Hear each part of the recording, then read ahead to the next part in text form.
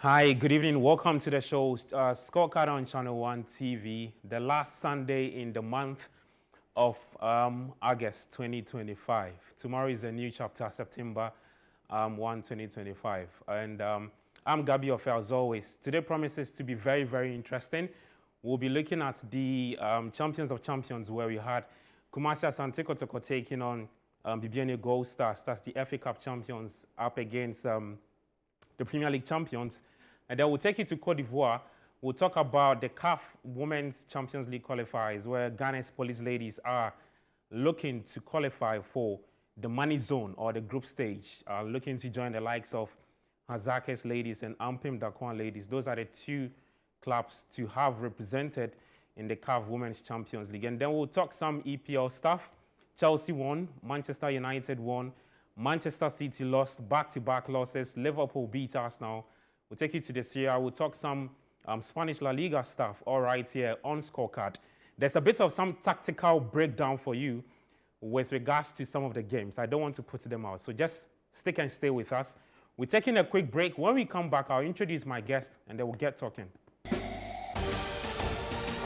All right, thank you for staying with us on Channel 1 TV. This is Scorecard on Channel 1 TV. I'm Gabi Ofe. Like always, it's an interactive show, so just feel free to join the conversation heavy. The EPL will be featuring a bit of some controversial win at Stamford Bridge. The guys will delve into that. And speaking of the guys to do the analysis for me today, I've got Coach Christopher Nimley and Dennis Nyako in studio with me. Guys, good to have you. Coach, I've been with you since It's morning. a pleasure to have you sit on the hot seat with your Lord is my Baba flashing on top of the TV. I just you are knew you hosting would do me. this. No, but easy. I need to acknowledge the fact that you are the one hosting the show today. Yeah, man. Oh, If my. you see the way your hair is brightened. But you see, it's white. It's white. No, white. it's The all strap about is on, yeah? flashy. Yeah. Charlie, you're a big man. Oh, Charlie. Milito. But it seems you didn't apply the Nkutu. Yeah, I had to clean it. It's my head. Oh my God. That's good. Oh, Coach. I Did you have brought to do him- this on TV? I brought him some foreign Nkutu. Yeah, That one, let it shine. even the light will just melt it and then it will shine like that. Then pop. Do you have to do this on TV too? You are my brother now. You let's go on with the show. Charlie, I can't stop laughing. Dennis, Yeah. how you doing? I'm good. Good to see you. Yeah. But you're looking great. I like. I like Thank this you. look. I'm learning from you, so you don't have anything to say. Let's end it there. Yeah. Well, let's start the conversation. Let's start off with women's football. Let's talk some women's football. And I mean, just in case or you've not been following, it's about the CAF Women's Champions League qualifiers happening all the way in Cote d'Ivoire. It's 7 teams in Cote d'Ivoire, right? So the Wafu B, we're looking for just one rep from the Zone B to represent that zone at that competition. So of all the 7 teams, just one rep. But we have Ghana's police ladies representing Ghana. They lost to Bayelsa Queens in the opening game and they recovered. They beat Sam Nelly of Benin by 3-1, and they also beat ASCO by 3-1. So what it means is that back-to-back victories, they've qualified to the semis. They take on ASEC Mimosa of Cote d'Ivoire. I'm sure the Ivorians will be backing ASEC Mimosa to do one past Ghana's police ladies and reach the finals and then meet whoever they have to meet in the finals and clinch that ticket to the money zone. The Women's Champions League is the 4th edition of that competition, organized by the Confederation of African Football. And for just a quick background, I mean, Azake's ladies were the first team to participate in that competition after CAF put together that tournament in 2021. They went all the way to the finals and lost to Mamelodi Sundowns. Ampem Dakwan ladies also did same. I think they got to the quarters. So no Ghanaian team has won the competition. Maybe Ghana's police ladies can do that. Backed by the Ghana Police Service. So their CEO is DCOP Lydia Donko. That's right. There's cash. I mean, a few of the players too are from the police service. They've brought in some few experienced lads or experienced women to join the squad. Coach, let me start off with you. I mean, we've been following the competition. I didn't see them getting this far, not because I don't think they are good enough, but I thought that it's their first time. And I think one smart thing they did was to bring in Yusuf Bazigi, who took Hazakes Ladies to the very, very first or the maiden edition with Hazakes Ladies. They struggled against Nigeria's Bayelsa Queens. I wasn't too surprised because when it comes to women's football in Africa, I think Nigeria dominates clearly from the WAFCON that just ended. But they managed to bounce back against Sam Nelly of Benin and ASCO. Just what are your initial impressions about the team and what Bazigi is doing? Did you say only one team is going to qualify from Yes, this? just one team. So they have WAFU B, WAFU A. Then So one from A, one from B. it is going to be extremely difficult. Because truth be told, I don't see them to be the best team in the tournament. But this is tournament football. Yeah. You don't need to be the best to qualify. What they really need to do is to play to their strength. We saw them against the Nigerians. They were no match for them at all. It's good to see them bounce back, win back-to-back games. They've brought in Bazigi, who is an extremely experienced coach when it comes to what is required at this level. My only problem is with the quality of our football. Okay. You see, when you have, we've had 3 or 4 different teams all the time going to the tournament. Yeah. That is not good. That is simply not good enough. Because it's like anytime we present a team, the team is going there to learn. Oh, okay. Nobody goes there with an experience. Yeah. That Build could- on the previous That- experience. There you go. And for such tournaments, such major tournaments, that is what you want to see happen. So that you may aim at the ultimate and bring it home. Yeah. So I would have preferred we having the same team going there twice, thrice. Okay. Because by then they would have understood exactly how such tournaments are to be played and what to do at what time. Like you rightly said, not only the players, but the coaches themselves at this level are inexperienced. Yeah. So whoever advised them to rope in Bazigi, that was indeed a very, very smart move. And his influence, his impact has been felt in the team. If you look at the game that we just watched, the highlight, almost all the goals they scored were brilliant, brilliant goals. I love the first one, isn't it? Typical of Ghana, when it comes to the women's game in Africa, we've always been there. Our game has been mismanaged. That is why we've fallen far off. So when the Black Queens goes to the AFCON and they play third, we think we need to overly celebrate them. Don't get me wrong. They did very well. But we blew their celebration out of order. Yeah. And we did things that we shouldn't have done. Because I have seen the Black Queens played in the final of that tournament and win silver. So if I've seen silver, I want to celebrate gold. I'm not going to celebrate bronze. Yes, you applaud them for getting to for winning the bronze medal, but I think we overly celebrated. But I'm a bit worried because you said only one team will qualify for this. Just one team out of 7. And once the Nigerians are in there, Asek Mimosa themselves are in there, I don't fear them. The Nigerians are flawless in that group. There They you won go. all 3 games. They scored about 10 goals, conceded 3. It would be a shock if they were not to qualify. I believe they will win the tournament and they will eventually qualify. You understand? And that is why, for me, I completely disagree with this WAFU A, WAFU B, and then, because we want to put our best foot forward.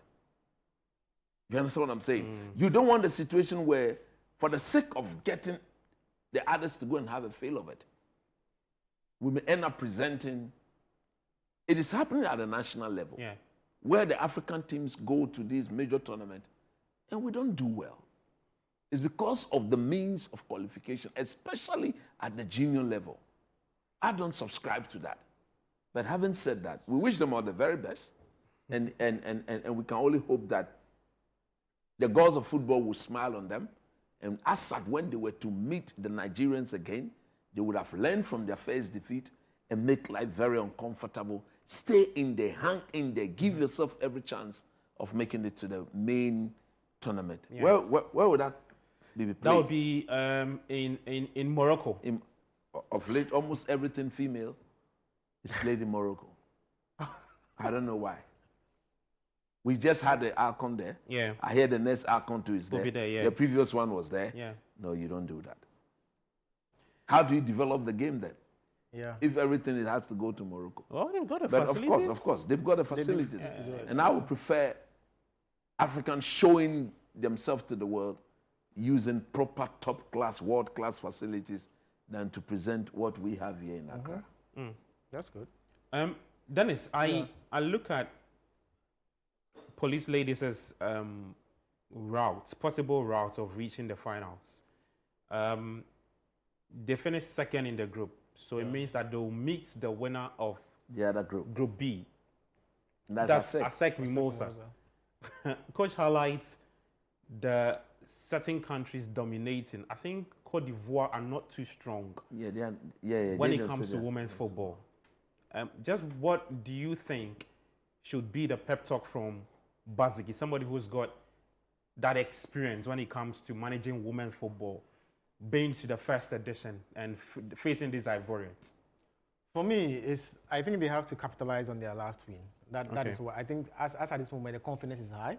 I think Basigi has a lot of experience from being in the women's game, and I feel that he knows exactly what to tell them before this game happens. I think that I've been knowing. I just feel that they've performed slightly beyond expectation for me. Oh, really? Yes, because I didn't expect too much. You know, they, like Coach was highlighting, our women's game has stagnated for a while. We started, I feel that at this moment we should have been at a higher level, considering where we were some time ago. Because some years ago, it was just Ghana and Nigeria. Yeah. It was basically us. Anytime we go into a tournament, it's either the only reason why we actually haven't won titles because Nigeria was there.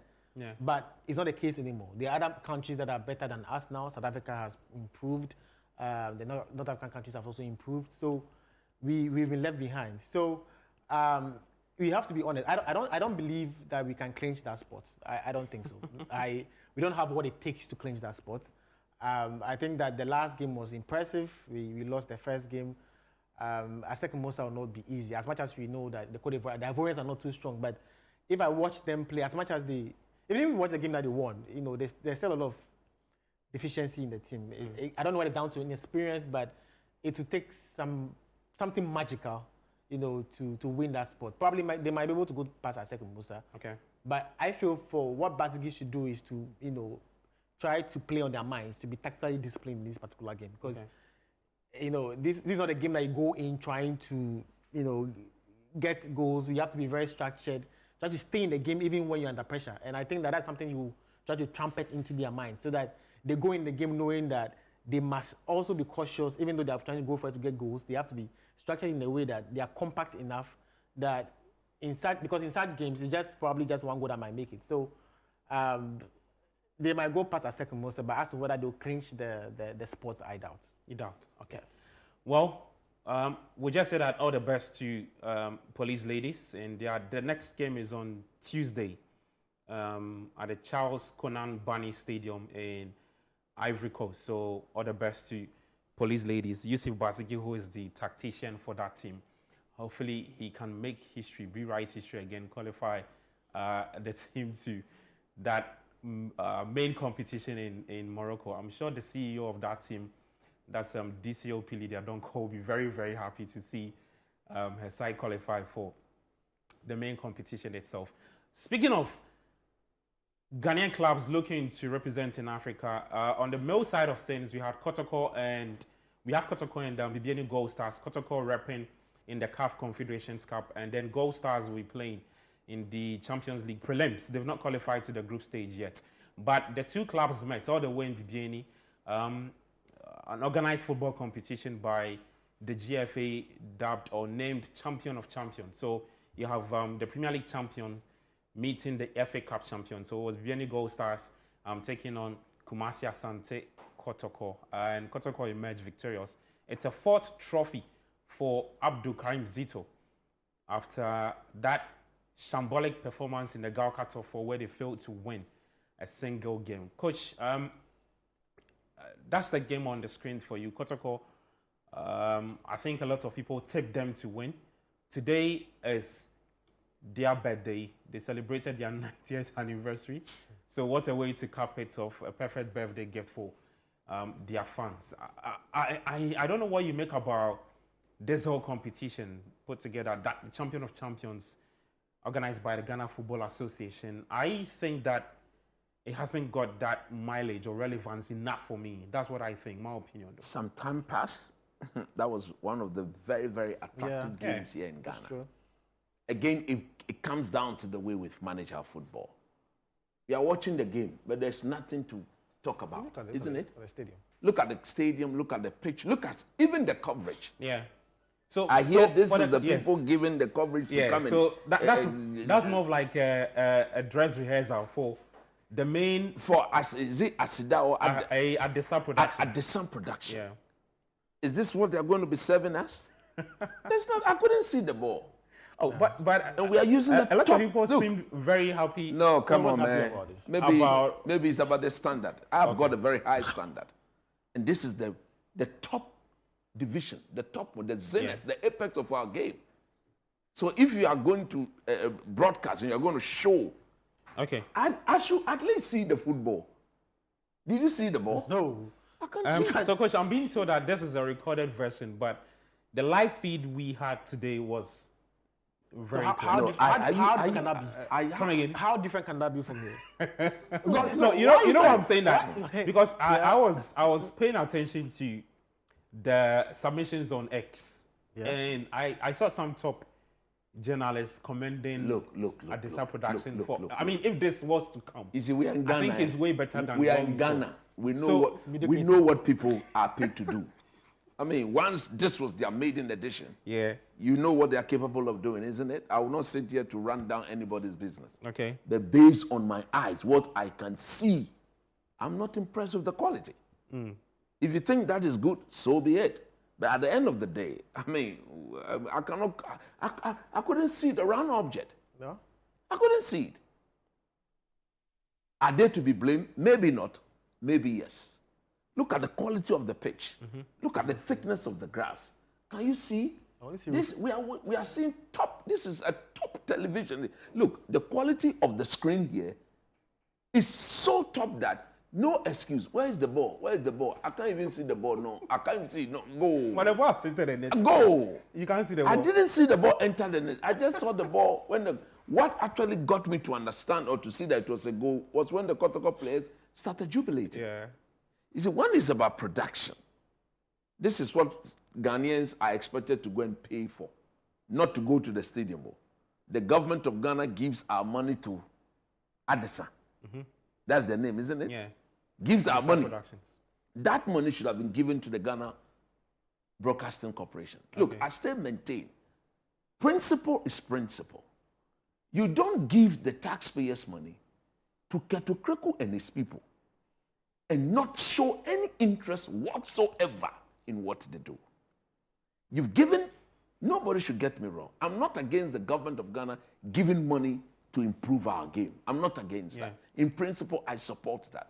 But the Addison is a private man's company. Yeah.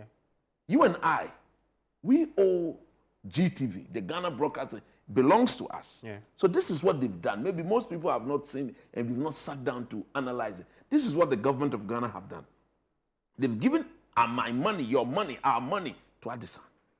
And Addison is going to produce the thing and they'll come and sell it back to me. In charge of content generation. That is it. They'll come and sell it back. So as the ordinary taxpayer, for the same product, for the same commodity, I'm supposed to pay twice. Who does that? Who does that? Okay. Who would accept that? That is one thing to say. But like I said, I couldn't see the round object. I couldn't see any tactical anything. I watched the game. It became very extremely difficult per the coverage we saw. Look, when we are watching the foreign game, I can watch it and I say, these guys, they're playing 4-4-2, they're doing this is their tactical, this is the way the system is operating. But this on is the difficult for you. Could you see anything? Dennis, could you see anything? I saw a rusted roofing sheet. Finish. That's what I saw. Then So there's no. Oh, At the end of the day, I'm being honest. That's what I need to look. I need to see to be able to bring my expertise on board to analyze what I'm seeing. I cannot see. So what do I talk about? There's nothing to talk about. Dennis, quick words. Why you didn't see the rusted roofing sheet? Oh, Did you see the roofing sheet? I saw a lot of things there. So you saw, Even so look, you see when the roofing ball went to the net, I was trying to Which look one is the where rusted? The one behind the. sheet? So you saw the roofing sheet at the other side. Yeah, of course. Those You are saw it? large, so you can But, see. but we see roofing sheets at Craven Cottage. When there's the view at the, when they pick the long view. This kind of roofing sheet. Look. Where is the You ball? know, Free I kick. Where is the ball? Look at the way we are struggling. to no, see. Gabby, you know, I just feel that it's not a showcase of our game. That's All the right, fact. quick one on I that. have, and I feel like, I think the venue, probably you have to think about the venue as well. I don't feel this was the best venue for such a game. And if you want to really highlight our game in the Super Cup, you know, this is like it's a game that we should be, you know, we should watch and be pleased about. But you know, the visuals are not the best. And I feel that in terms of packaging, we should maybe you have to change the venue. Why did we play it here? Because I'm actually wondering. Is it because Kumasi? BBNE? Yes. Well, I think there's Kumasi is not- Kumasi and there is. Accra, nobody will give Accra to you because of the Black Stars and all that. So that tells you. I mean, in terms of infrastructure in the stadium, even okay, I think that's for a bigger debate. But I just think that as a movement, I think we should be looking at getting another stadium because even the Kumasi and Accra at this moment is not at the best because it's as if we don't really have a FIFA standard international stadium in Ghana as at the moment, and it's bad because we call ourselves a football nation. If If you can go and share $100,000 to people for Yes. 2 weeks, and less than a week at the World Cup, and you use the Accra Sports Stadium and the command in this modern day, this modern football. era, we cannot boast of a proper world-class stadium. Exactly. That we can give individual $100,000 for just 1 week. Well, The people at the FA, they draw such a budget. let's move it on, and then coach. dash it on. No, but Gabi, see, we're not comparing this to Europe. Even in Africa, you see, a lot of the African countries are doing much better than we are doing now. So we need to improve. Okay, so that's the guys' thoughts on the champions on champions. Let's move away from Ghana and take you to Stamford Bridge. It's Chelsea beating Fulham by 2-0. Chelsea extending their beating record against the London rivals. Enjoy the highlights. We'll back and talk more. All right, so Chelsea beating Fulham by 2-0 at Stamford Bridge. There's been several reactions after that game. People have described that win controversial. Fulham boss Marco Silva spoke a lot about the VAR decisions. Maresca spoke about his side not being good enough in the first half. Let me start off with you, Coach. Just your thoughts on that VAR decisions. I mean, the goal that was chalked off by Josh King, Chelsea's second goal, a lot of talking points from that game. You know that I've always maintained that VAR should be maintained in football. But what I don't understand is that you have the chance to watch it again and again. So there's absolutely no excuse why those guys sitting in that room should be getting the obvious decisions wrong. When it is that obvious, they are told to look at it again and look at it again and look at it again and then come out with the correct decision. But it seems like rather when they are given the chance to look and look and look and look, they come and they mess up. Look, it was so bad, so very bad that Marco Silva, the Fulham manager, had to complain in the manner in which he did. Yeah. How on earth was that goal a disallowed goal? The Josh King one. The Josh King for stepping on Chalobah? Yeah. He didn't step on So him. he makes almost like a 360 10. And that's it. He I mean, makes- how many times have we not seen this? Yeah. That the ball that the Chelsea player won before they struck the ball. Yeah. There was a.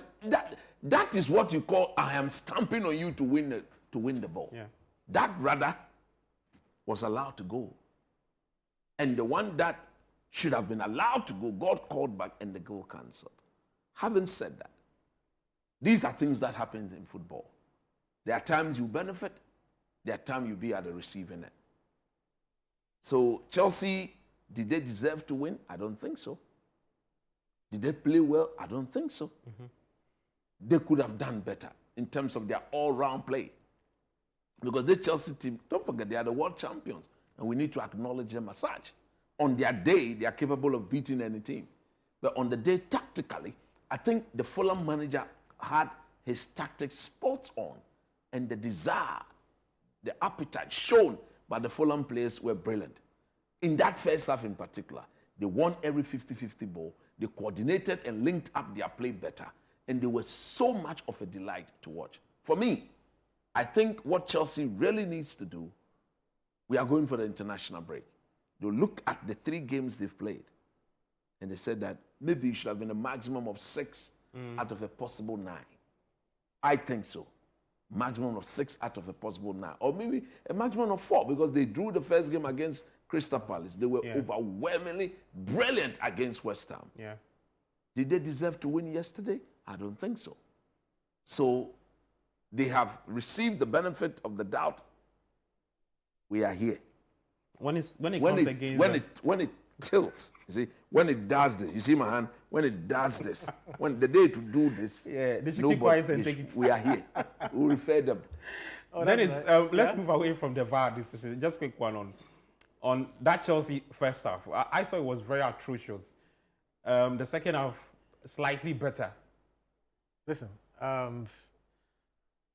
it's difficult for me to move away from the VAR decision. I think it's terrible advert for refereeing. I don't want to polish this. I don't understand how you get a chance to review this and still stand by that and feel that it's impossible. So I feel that maybe bigger sanction. I think that these referees involved in this, they should be punished severely because you can't sleep on the job. So he was taking off today's game against that is not enough. Salisbury. That is not enough. It is not enough for me. You feel he should be punished? This is terrible. 6 weeks. You can't view. Listen, I was happy Chelsea won. Yeah, as a Chelsea, I'm happy, but that was terrible refereeing. And if I want to delve into the Chelsea performance, very disjointed. But yes, it's positive Chelsea won because it's good to win in these difficult moments. And it was a bad first game. West Ham was for the taking, went 5 past them. But if you critically watch the Chelsea team, it's not fluid at the moment. Yeah. Chelsea scoring a lot of goals through set pieces. It's been difficult to create. Is that as a result of Palmer's absence? Possible, okay. But I feel that you can't be. But Mariska says he has another version of Palmer in Esval. He said as good as Esteban is, he's a young footballer. He still has a lot. He's inexperienced.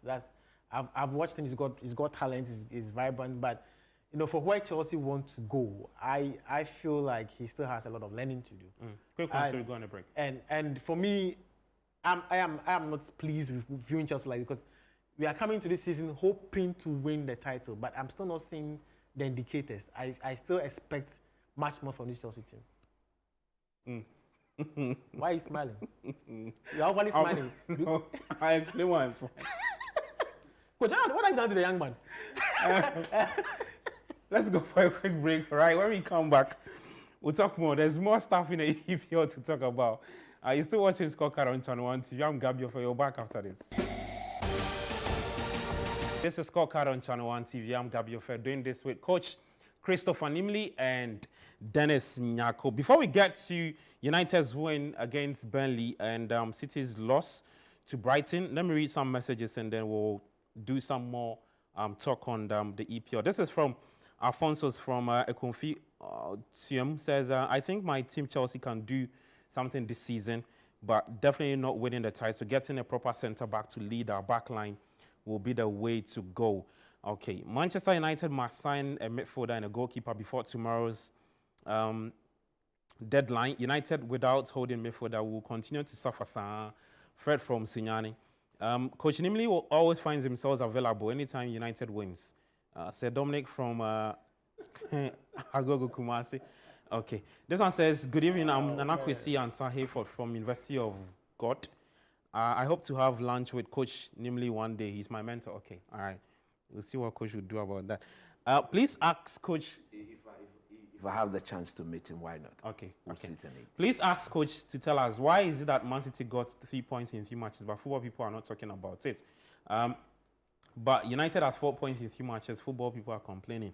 Rafael Vignon from Typhoon. Why are people so obsessed that United is now a bar city? Oh, No, Charlie. nobody is obsessed about that. No, okay. Don't preach your own story. Oh, okay. Halaji Hamza from Pig Farm says, good evening, my brother. Good evening to you too. Permit me to use your platform to say it's a big congratulations to United for their great win yesterday. We deserve the 3 points. We outplayed our opponent and our performance was superb. Okay. My name is Jordan from Kumasi. Because of Coach Chris, okay, I don't want to miss Scorecard. Blue is the color. Okay. This one says, good evening, Scorecard. We are enjoying your show. What will benefit Spurs to beat City only to go and lose to Bournemouth? If this is how United have to go through before winning a game, then it's not well. The EPL is really the place to be this season. Greetings to all Chelsea fans. I'm Castro Steve from Chiana. Is it Chiana or okay? The messages are plenty. I'll come back and read some more. Let's take you to the Old Trafford, where Manchester United beats Burnley by 3-2. We'll come back with some more tactical breakdown from that game. Enjoy the highlights. Right, so Manchester United beating Burnley by 3-2. It had to go down to 95th minute penalty from Bruno Fernandes to give the Red Devils all 3 points against Burnley. But let's get on to the tactical board now. Coach Christopher Nimley will run us through what happened between United and Burnley. Coach? Okay, so there were how many goals? 5 goals in the game. 5 goals in there. I'm just going to highlight 3 of the goals. No, I think 2 of the goals. All right. There were Burnley equalizing goal that made it 1-1. Yeah. And then the Brian Mbeumo goal. The other goals, there wasn't too many. If you want to actually highlight them, you will not get enough to say, but just pinpoint individual errors. Now, this is the Burnley goal, the one that restored parity to 1-1. Yeah. I'm going to tactically teach on the off-the-ball movement and the awareness of the Manchester United defenders. Particularly, I'm going to highlight Matthias de Ligt and Diogo Dalot. So this is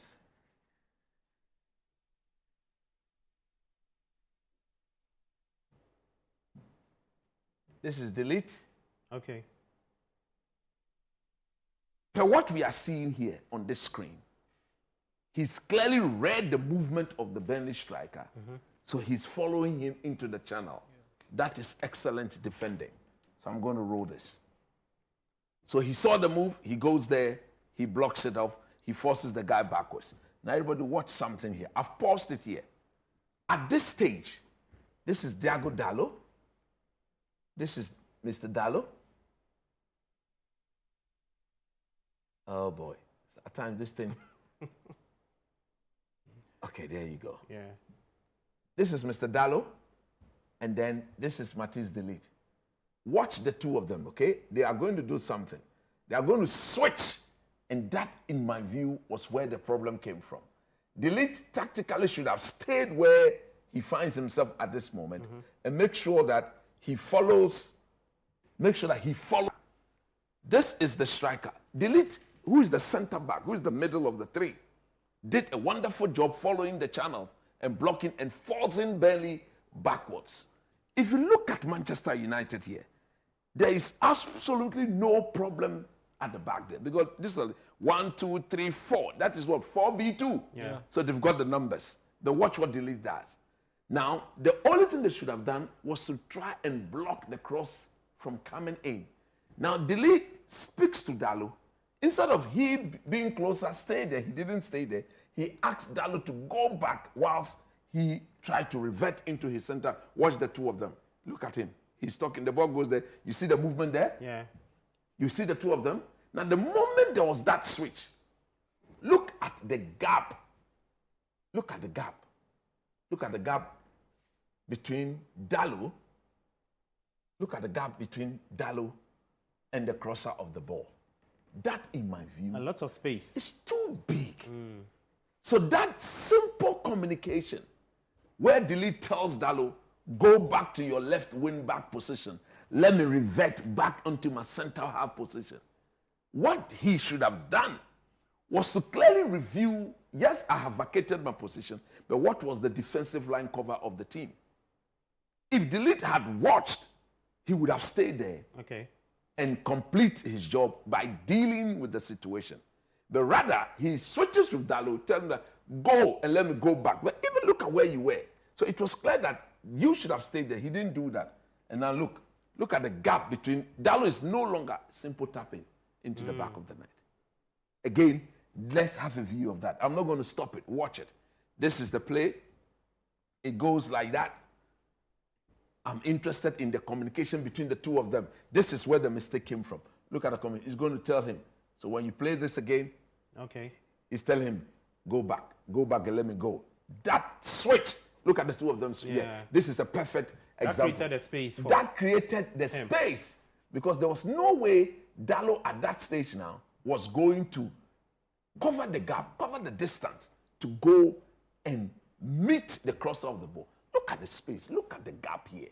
This is completely unacceptable. Yes, Dalo is the left wing back, but per the system and per the off-the-ball movement, you saw the danger. You went to cover the danger. So deal with it. Stay there, deal with it, because he should have a glance. Yeah. If he had glanced, it was a 4v2 situation in the box of Manchester United. Because he didn't do that, that simple switch got the entire defensive shape to now change in the manner that made them so uncomfortable. But again, you should credit the movement of the striker. Okay. He read the situation, he was offside, he came back and played himself on. And if you have a player who does that, I think 9 out of 10, he's going to put them away. So it was, once the cross was not blocked, and Dalo was so far away from it, and he couldn't stop it. Look at a simple tap into the back of the net. That is elementary. Now let's go to the next goal I want to highlight in that particular game. That is the Brian Mbeumo goal. Look, if you are a coach, a team is most vulnerable just after scoring. At this stage, we watch this game. This game should have been over in the first 35 minutes. United should have gone into recess, minimum 3-0. They didn't do that. The longer it stays at 1-0, all Burnley needed to do was to fashion out just a chance, and then they will restore parity. That was exactly what they did. But they themselves, after doing that, they were overly jubilant. They jubilated beyond measure. They forgot that it is Old Trafford, and naturally, no matter how bad a Man United, a Chelsea, a Liverpool are playing at home, there will obviously be a response to what they have just, or to what has just happened to them. So look at it. It is a long ball from Bayende. And Joshua Zirkzee won the ball. At this stage, this is where I pause it. Watch the movement of Brian Mbeumo. I will allow this to roll, and then I'll come back. So if you are a young talent and you want to actually improve your off-the-ball movement in the box, look at it. As it stands here, Dalo, who is not right-footed, or who is right-footed, not left-footed, is struggling to get to it. Mbeumo realizes that if he is to go to the first post, the ball will have to beat how many Burnley players? 3 Burnley players before he got access to the ball. So what he did was he teased them as if he was going with them, then he checked back, hoping. That is what every good striker does. At times you have to anticipate that, look, I don't need to be here, I rather need to be here. Hopefully when it comes there, you put it away. If he had continued with his run, watch, you see, he stepped back off them and then into the back of the net. Everybody watch that again. Let me just bring it back a bit. So that is the move. That is it. Watch and pause. You see his movement? Yeah. He was going and then he checked back, hoping that Dalo will have the quality to do a pullback. And once the pullback was done, look at all the Burnley players. They were not passive. They were in front of the ball. They were behind the ball and not where they could give themselves any chance of putting the ball in the back of the net. So that is why the coaches out there or the young boys out there, when you go to the training ground and those cones are set up, yes, the cones are stationary. They don't move. But we use that to demarcate areas where you should be. And then you see that the coaches will go, they remove the cones and they'll say, okay, let's demonstrate without the cones. This is one of the benefits of such drills. Okay, And now, I think this also explains Brahim Mbeumo's numbers in front of him. exactly. Because of his movement. His Yeah. movement Because off the ball he's is a wide absolute- player, but he always finds himself in And the this box. time around, he's playing as one of the two number 10s. Exactly. Okay. So he's not, his movement is hardly takes him off the 18-yard box. Yeah. His movement is within that 18-yard That's area. more like using that mark to do Exactly, to Dima. So whenever you see him go wide, either the wing back of Manchester United, which is Ahmad, is not occupying that. But once Ahmad is there, he will stay within that area, and he's the first point of contact without a strike. Don't forget, two number 10s, they are all, by implication, are also playing as strikers. So in my view, that was great. So these are the two goals I wanted to highlight on that game. There's one more, but that is on the next game. So when you introduce that, then we'll come back. Brilliant stuff. Hopefully the two coaches can, pick a thing or two from the tactical breakdown coach has just exhibited there. I love the Brahim Mbeumo bit, the movement from him to get United 2-1, and then they went on to win. Let's get to the Amex Stadium where Manchester City lost to Brighton. People say the fear factor of City is gradually diminishing. It's back-to-back losses for Pep Guardiola. Enjoy. So Manchester City's sluggish start to the new season continuing this time against Brighton at the Amex Stadium. I love that second goal from Gruda. Composure, technique, calmly slotted at the back of the net. Coach. Yeah, so before I highlight, again, there were 3 goals in the game. I'm interested in the last one. Yeah. The one that eventually got Man City to lose the game. Last week, I said something. I'm going to repeat myself again. This Man City team will not put fear in anybody. 1. 2, Pep Guardiola is refusing to accept the limitations in his team. Okay. And I think for the best I have seen of a manager in recent times, that is suicidal. He's too smart a manager not to see the limitations in his team and do things to help them limit the exposure to those limitations. Yeah. He's not done that. So this is what I'm going to say. I'm going to highlight 3 things. It looks like at this stage, they are playing a back 3. A back 3. Is it without the ball? That is without the ball. This is Okay. the Man City guys. The 3 of them are those I've highlighted there. Look at the Brighton. It is a 4v3 here. But what is so surprising to me is the gap between the gap. So I think that's Nunez and Kuchanov. Yes. And then Ait Nuri at the top. Look at the gap between the Man City back 3. Look, this is more than 20 yards. This is more than 20 yards apart. Pep was there. Yeah. Kolo Toure was there. Don't forget. Yeah. His He new made assistant. his name as one of the invincible of Arsenal. So Kolo understands the rudiment, the fundamentals of proper defending. What I don't get is for them to allow this to happen. So look at the gap. Look, I credit the left back because although the gap was that huge, he was able to recover. That's Ryan. Yeah, I and that agree. compelled the Brighton player now to show what you said. Yeah. Composed, relaxed, technically gifted. Because he made life extremely difficult for the player because of his recovery. Let's roll this up. Now, if you roll this, look at it. Look at the gap. Ooh. It will come back again. So he recovered all right, but that just made it a bit difficult. Yeah. I'll play it again. I want to stop it somewhere. Let's go again, and then that'll be it. So we go, stop. Then what is the gap between these two? Huge. Wow. What is the gap? I mean, look at the other partner. Look at him. As for him, he's completely passive now. Look at Rodri. Look at all of them. They're all passive. Come on, man. Pep Guardiola's team, you cannot do that. It's unacceptable. Look at the gap. The first one was about what? 20. This is beyond 30. That's too much. Or 25 there, but it's too huge. If that is an infringement, the referee will walk on, like almost close to what? 20 feet. Yeah. Normally, he's walking 20. And at this level, when you do things like this, it is better you are punished. It is if I'm the coach of Brighton and this player misses this chance, immediately I will substitute him. Immediately. I'm not going to think twice at all. Come and sit down, quick. You don't have what it takes to play for me. Because Man City presented themselves to be slaughtered. And I was raw. You see, I was so happy.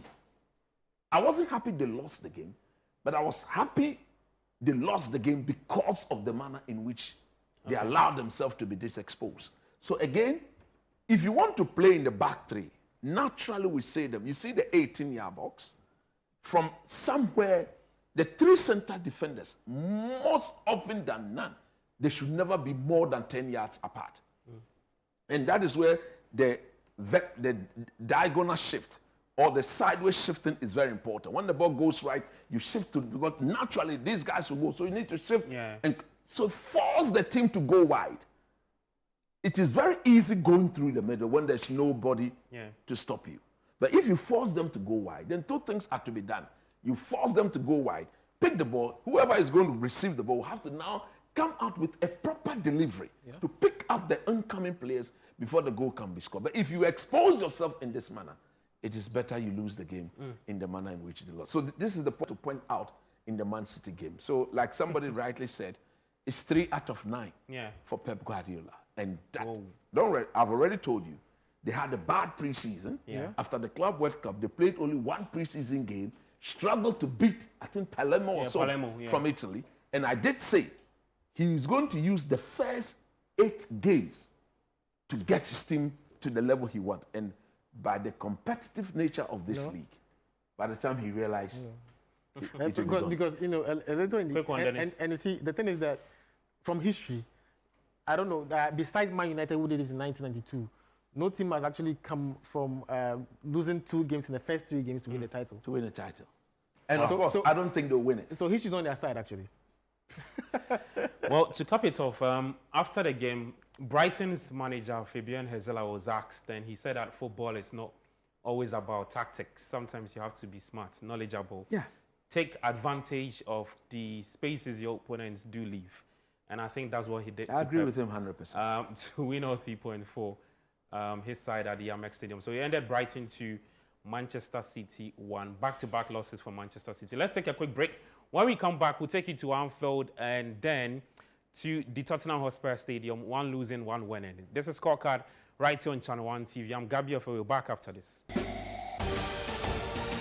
Welcome back to the show. This is Scorecard on Channel 1 TV. I'm Gabi Ofe. Doing this with Dennis Nyako and Coach Christopher Nimley. We're done with the tactical breakdown from United's win against Burnley and then Brighton beating Manchester City. Let's take you to Anfield, where it was down to Dominic Szoboszlai's brilliant free kick to give Liverpool all 3 points against the Gunners. Enjoy back-to-back highlights. Then we take you to the Tottenham Hotspur Stadium for that win, that loss against Bournemouth. Right, so Anton Semenyo's Bournemouth running away with all 3 points at the Tottenham Hotspur Stadium. Early on, you saw that beautiful free kick from Dominic Szoboszlai to give Liverpool all 3 points.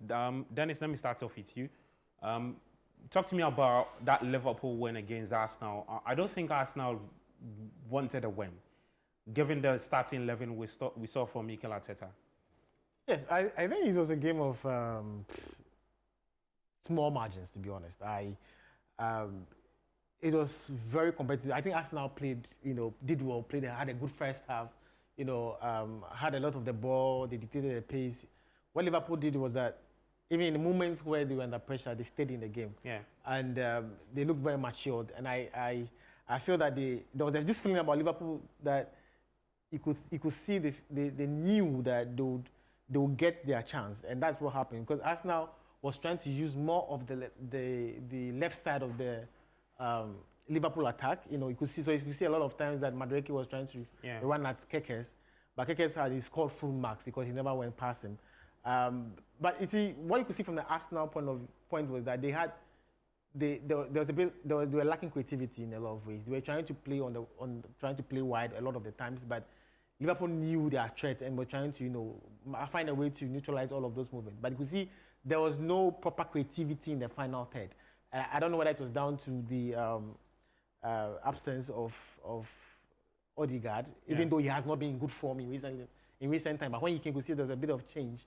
But Liverpool, on the other hand, were trying to find a way to get past the Arsenal defense, which was very difficult. So it was a very tight game, very tactical, but it was always going to be down to a moment of brilliance. And I think that when that opportunity came for Liverpool, they actually took it. And I think that was a wonderful free kick from Szoboszlai, because the last time I saw a free kick go in this fixture was Coutinho scoring some years ago. So this was a great goal. But I think that Arsenal can take a lot of positives from this game and feel they actually did well. But the other problem is that I didn't see enough of Gyökeres. And I think that he has to. I think it's more like a sign for him to understand that the Premier League is on a different level, and he cannot always operate with space. Yeah. He's a player who always wants to thrive and find space, but there are games like this that you will not have the chance to have those spaces and run at. So you have to find a different way, because he was completely lost in the game. I was surprised he played the entire duration, because he was completely lost. And the thing for me is that Arteta has to realize that this is a defining year, because it's like, for me, it's been 5 years. He's had the support. He's bought the players. He's got the materials that he has. Because look at their team right now. It's pretty deep. Bringing Eze, bringing in Gyökeres. There's at the back line, Saliba went out, Mosquera came in. So you can't talk about lack of support. You actually have everything you need. So I think that this year is a defining year. I don't see him still being in charge of Arsenal if he's not able to win this title. Because I don't know what the ambitions of Arsenal is. Because you give this manager 5 good years, you expect something major from him. And I think that with all the support, all the money, I expect something better. It's still early in the season. They managed to go past Man United and lost their first game this time. So it's looking for now like a Liverpool Arsenal, but it's a long season to go. Okay. Well, Arsenal actually had one shot in 97 minutes. You see, as for the other games, Spurs and then Bournemouth, it's typical Spurs, isn't it? We discussed it about a week or two ago. They will do, but they will remind all of us of who they are. Okay. I just want to have a bite. You see, Arteta disappointed me today. And if you are an Arsenal fan, you should feel extremely disappointed. Why do you say so? The season is still early. At the time of going to this game, Arsenal had 6 points. Liverpool had 6 points. If you were to lose against Liverpool today, clearly that is not going to decide where the title goes. Yeah, it's just too much. That is why when I saw the starting 11, I told myself, are you serious? Mikel Arteta, you are afraid of losing to Liverpool this early in the season? You've won your first 2 games. You have a number 9. Nobody to create for him. It did not make any sense whatsoever to me. When they conceded the goal, you saw the game they played? Yeah. After conceding that goal, where he had introduced Eze, Odegaard came on. Now they could play on the front foot. Yeah. I think that you cannot put Gyökeres there and flank him with Martinelli and Madueke. 2 players who will never raise their head. You should see one as wingers to go and moment in the game where Martinelli had the ball and just went to the and this Liverpool team is a machine, accepted. Yeah. But defensively they are poor. They have issues in there. So defensively they are poor. In that entire first half and then the first 20 minutes of the second half, Arteta restricted his team so much that Liverpool never thought for once they were under any defensive problem, or they were going to experience any defensive. Like you rightly said, statistically, how many shots? Just 1 shot in 97 minutes. Yeah. And you put that at the doorstep of this manager. He doesn't lack creativity. Yes, Saka didn't play. That's a lot of options. There were enough options. Yeah. You see, when you go to places like Anfield, what you cannot afford to do is to keep inviting Liverpool onto you, onto you. They will definitely find a way. You want to argue that it took a spectacular goal to settle the tide. But what did you do to give your team any chance of trying to what? Win it? So he was playing for the draw. This early on in the season, he disappointed me. Wow. Okay, so just a quick one on Spurs. I just want to say something about Kudus. Yesterday, he had a good first 2 games were magnificent. Yesterday was decent, but there's just a little thing I want to say about him. You know, there were instances where he held the ball for far too long. Okay. And you see, I'm saying this because you know, coach made a case for Mbeumo in the box. That movement, I want to see Kudus do that a bit more. He's not. You always don't need to hug the line. There are times that because there are a lot of times that Pro or the lateral diagonally move. So he should also go into the box. I expect him to go into the box because you see, when you're playing for Thomas Frank, I think that he's expecting his right wingers to be getting the numbers because Mbeumo got a lot of good numbers when he was playing there.